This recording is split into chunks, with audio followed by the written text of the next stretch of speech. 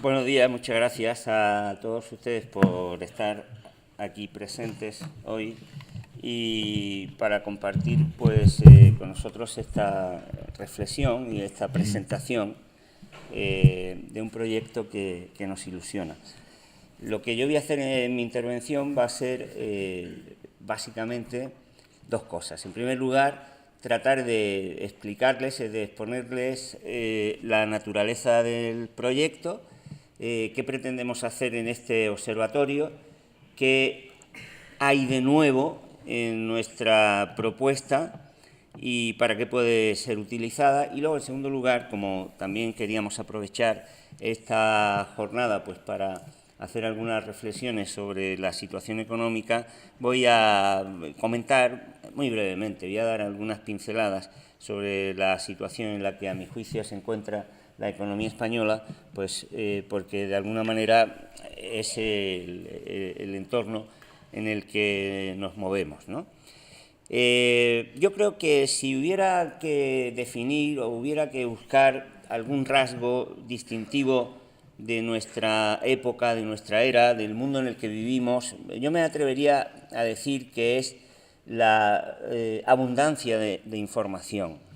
A veces se dice que la sociedad de nuestro tiempo se caracteriza porque entre nosotros la información es algo estratégico. Yo creo que eso es un error. La información era algo estratégico en las comunidades más antiguas, en las sociedades más primitivas. Siempre disponer de conocimiento sobre algo era lo que a los seres humanos le daba una ventaja a la hora de mejorar su supervivencia, de mejorar su especie o de vivir más cómoda o felizmente. En realidad yo creo que lo que ahora nos distingue es que tenemos mucha más información, que la información es mucho más abundante, que cuesta menos producirla, reproducirla, difundirla y que por lo tanto en principio la tenemos más asequible. Pero lo cierto es, sin embargo, que esa abundancia de información no siempre es un bien en sí mismo. Estas dos frases que ven ustedes en la diapositiva creo que nos pueden llevar a esa reflexión. Dice Taleb, cuantos más datos tengamos, más posibilidades tenemos de ahogarnos en ellos. Y el metodólogo Mario Bunge dice, como ven ustedes, la información en sí misma no vale nada, hay que descifrarla, hay que transformar las señales y los mensajes auditivos, visuales o como fueren, en ideas y procesos cerebrales, lo que supone entenderlos y evaluarlos. No basta poseer un cúmulo de información. ¿Y qué está ocurriendo, nos parece, en el mundo de hoy? Pues que efectivamente tenemos una cuantiosísima información a nuestra disposición. Desde cualquier teléfono móvil que tienen ahora en sus manos pueden acceder a, yo me atrevería a decir que casi a todo el saber, a todo el conocimiento acumulado en la historia de la humanidad, un poco exageradamente hablando, pero en fin, a cualquier cosa que necesitemos. Pero no siempre esa información la podemos metabolizar, la podemos utilizar, la podemos transformar en conocimiento útil, en conocimiento incluso efectivo. Y eso, lógicamente, es particularmente importante en el ámbito de la economía y de las finanzas. Hoy día, a pesar de que tenemos una abundancia tan grande, como digo, de información, es curioso que sintamos día a día carencias muy primarias, ¿no? Tenemos mucha información, por ejemplo, en el caso de la economía, en el caso de las finanzas, pero a veces no es asequible. Yo acabo de decir hace un momento que desde cualquier teléfono móvil podemos disponer de la información, pero es verdad que no siempre está efectivamente a nuestro alcance, unas veces porque la información se ha convertido en una mercancía y por lo tanto hay que pagar por ella, otras veces porque aunque la tengamos delante de nuestros ojos, pues no sabemos apreciar exactamente qué necesidad nos puede satisfacer y, por lo tanto, pues es como si no estuviera. Otras veces ocurre que la información efectivamente es plenamente asequible, pero de interpretación extraordinariamente difícil. Anoche cenábamos con los analistas y con el profesor Barbadilla y comentábamos que a veces, incluso, bueno, no es que seamos muy listos o sepamos mucho, pero ya llevamos unos cuantos años estudiando, o en el caso de los analistas que son más jóvenes, pues tienen una experiencia en el análisis de mercados y de relaciones económicas impresionante y sin embargo comentábamos, a veces tenemos delante una información del tema que estamos estudiando y que no entendemos o que nos obliga a hacer un esfuerzo inmenso para poder, si me permiten la expresión, para poder destriparla, ¿no? Es decir, es tan confusa o es tan compleja o es tan difícil que aunque la tengamos delante de nosotros, el esfuerzo que tenemos que hacer para metabolizarla, para analizarla bien y por lo tanto para poder utilizarla con éxito, pues requiere una inversión que hace que al final pues no nos proporcione rendimiento, si es que nos proporciona alguna utilidad. Y luego, pues también ocurre algo que es curioso, porque muchas veces tenemos información asequible, tenemos información fácilmente digerible, pero resulta que la información es banal, o sea, es que no nos dice nada, no es comprometida. Yo estudié, creo que a fondo, para uno de los libros que escribí sobre la crisis económica, los informes y las declaraciones y los dictámenes que hacían los principales organismos internacionales, los gobiernos, los bancos centrales de todo el planeta, vamos, no todos, pero los más importantes, el Banco Central Europeo, la Reserva Federal, el Banco de España.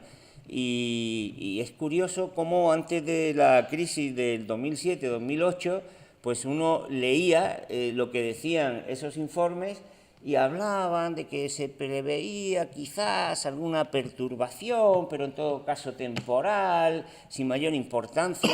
Y por otra parte, uno estaba leyendo a economistas pues que estaban diciendo, oiga, si se está cerrando el crédito, si están quebrando en bancos hipotecarios en Estados Unidos, si eso contamina a banca de otros países, si se está cerrando el crédito, esto, oiga, esto es blanco, lo da una vaca y lo están metiendo en Tetrabric. Y usted me dice que no va a pasar nada, que eso es algo localizado. Es que es imposible. Si se está cerrando el crédito en todo el planeta, esto tiene que traer unas consecuencias, como poco, bastante negativas, ¿no? Pero eso no estaba en los informes. Era curioso.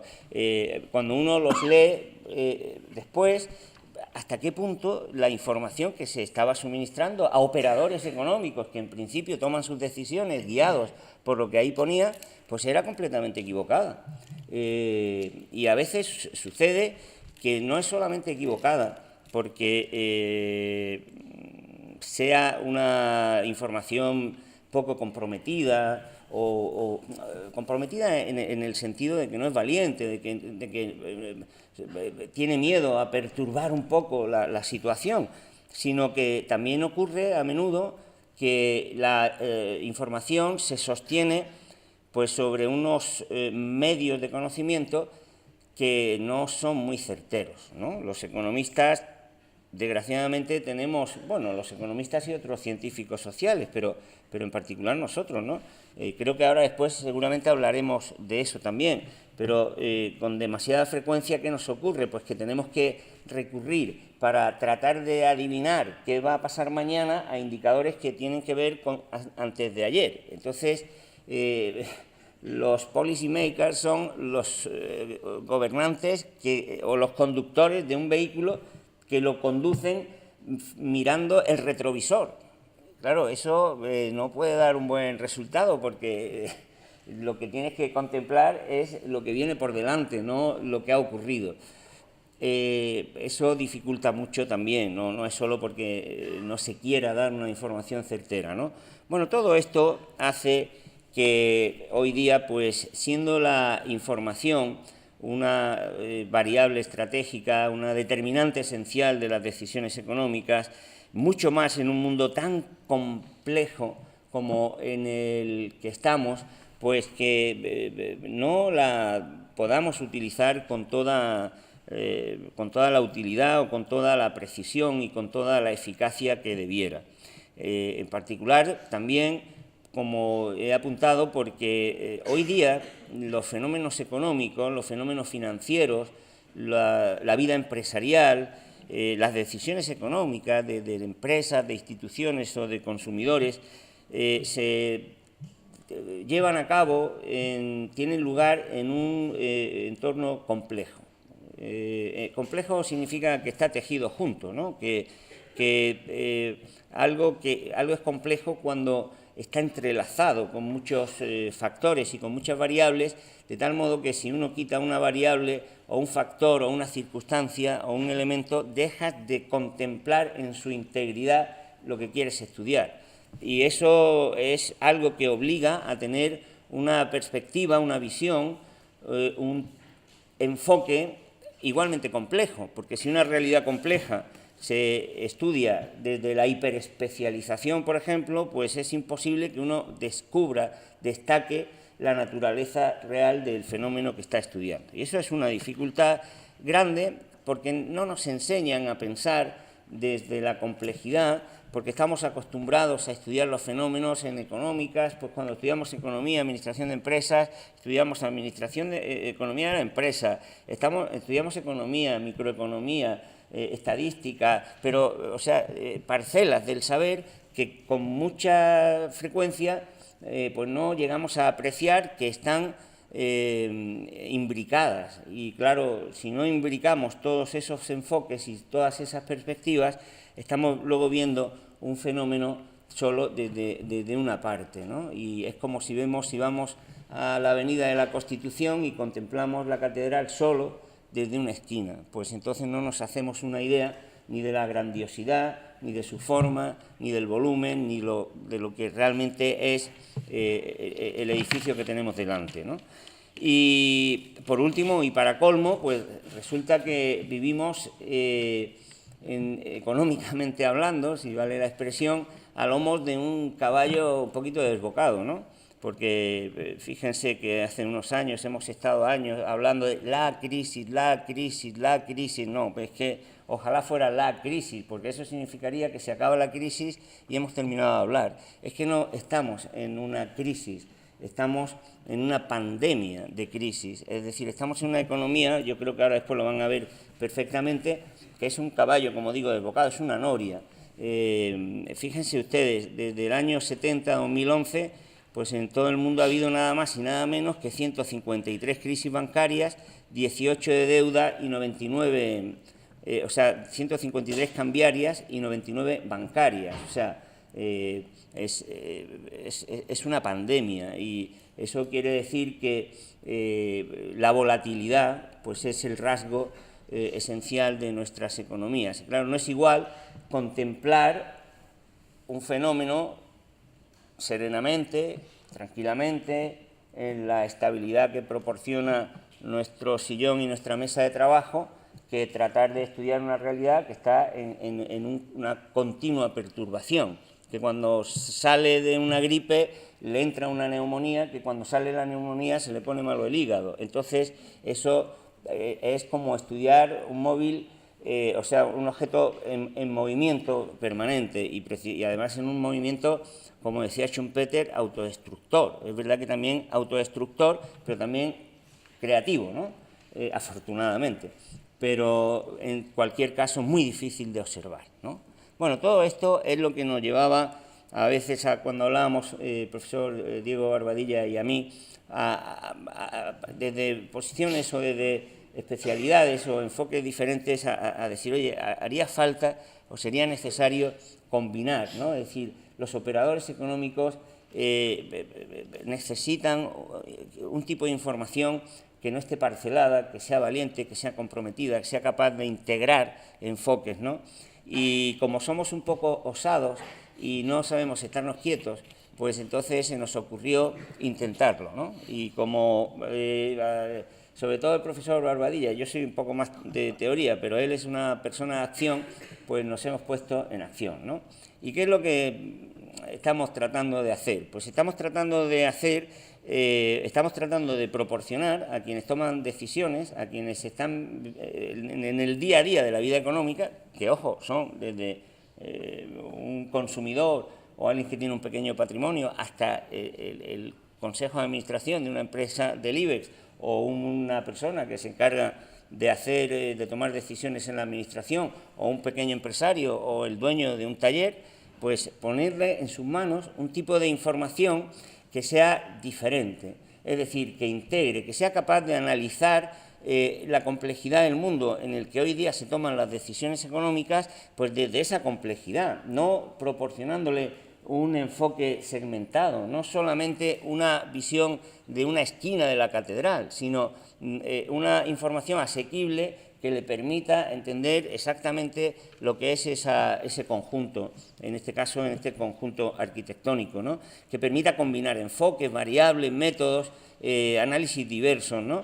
Y luego, por supuesto, que proporcione todo eso de una manera asequible, de una manera comprensible, de una manera comprometida. Digo comprometida en el sentido más, digamos, más prístino del término, ¿no? O sea, en el sentido más elemental, porque todos los que estamos aquí en esta mesa, por ejemplo, pues somos personas que trabajamos por nuestra cuenta, bien como empleados públicos o como personas autónomas. No tenemos que responder a nadie. Nadie nos va a decir, oye, no escribas eso en el informe porque eso le puede sentar mal al consejo o le puede sentar mal al jefe o a tu... No, es que podemos decir lo que creemos, honestamente. Naturalmente nos podremos equivocar, pero en principio pues podemos decir, bueno, en principio y al final podemos y vamos a decir lo que nuestros análisis, nuestros métodos de percibir la realidad nos indican con toda libertad, con toda independencia, modestamente, honestamente, tratando de proporcionar la información más realista posible. Y además, pues, lo vamos a hacer con la idea, como he dicho, pues de analizar el presente, porque es importante. No se puede tomar una decisión para el mañana sin saber bien la situación en la que uno está, sin diagnosticar con acierto el momento en el que se vive, pero sobre todo para tratar de descubrir las tendencias, para realizar previsiones. Ni somos ni queremos ser adivinos, ¿no? Es decir, entre otras cosas porque sería imposible, sería una tarea completamente no ya impropia, sino imposible para los seres humanos. No se tiene la varita mágica, pero sí es verdad que un buen análisis del presente y un buen método de estudio permite descubrir tendencias, y esas tendencias nos permiten llevar nuestro análisis a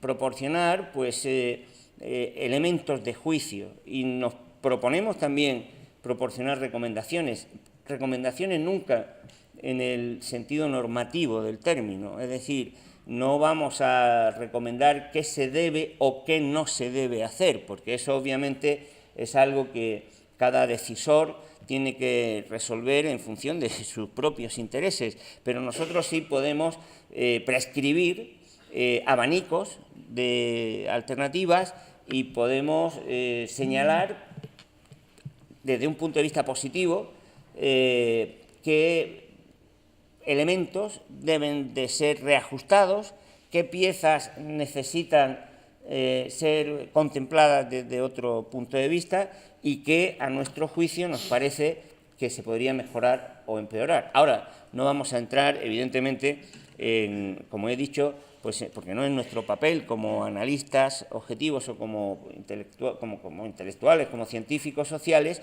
no es nuestro deber ni nuestra intención ni nuestro propósito el hacer recomendaciones, como digo, de carácter normativo, preferencial, que eso ya cada cual pues, es el que tiene que hacerlo, ¿no? O sea, ¿qué pretendemos? Pues proporcionar un conocimiento que adelante al ciclo en la mayor medida de lo posible para evitar que el ciclo perturbe la acción en el presente y entonces que no trastorne las decisiones sobre el futuro. ¿Y cómo lo vamos a hacer? Pues como he dicho, tomando en cuenta tendencias macro, analizando en qué momento del ciclo nos encontramos, cómo están los mercados, en qué situación se encuentran, cuáles son los motores, los impulsos, las resistencias, analizando lógicamente los espacios, porque lo que ocurre en Estados Unidos pues no siempre es lo que está en este momento ocurriendo en Europa o en España, pero es necesario tenerlo en cuenta porque a veces, como se ha dicho, pues cuando hay un resfriado en un sitio es el anticipo de una neumonía en otro.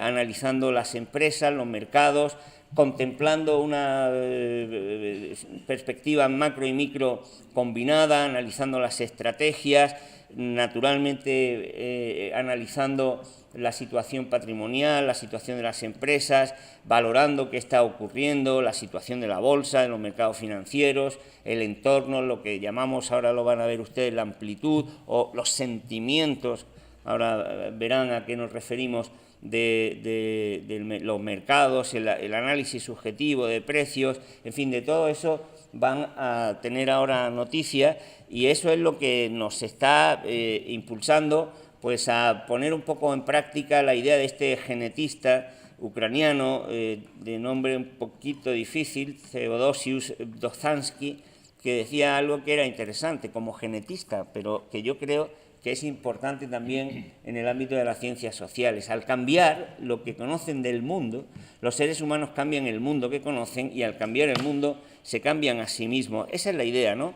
Que si nosotros somos capaces de proporcionar a los operadores económicos, a los inversores, a los empresarios, a los agentes institucionales, a los consumidores, una información diferente, una información entendible, una información asequible, una información rigurosa, una información realista, una información además capaz de proporcionar perspectivas de futuro, tendencias, de adelantarse un poco a los acontecimientos desde el modo más riguroso posible, pues entonces estaremos haciendo que los operadores no solamente estén cambiando su entorno para mejor, sino que también ellos mismos se cambien y tengan condiciones incluso subjetivas más adecuadas, ¿no?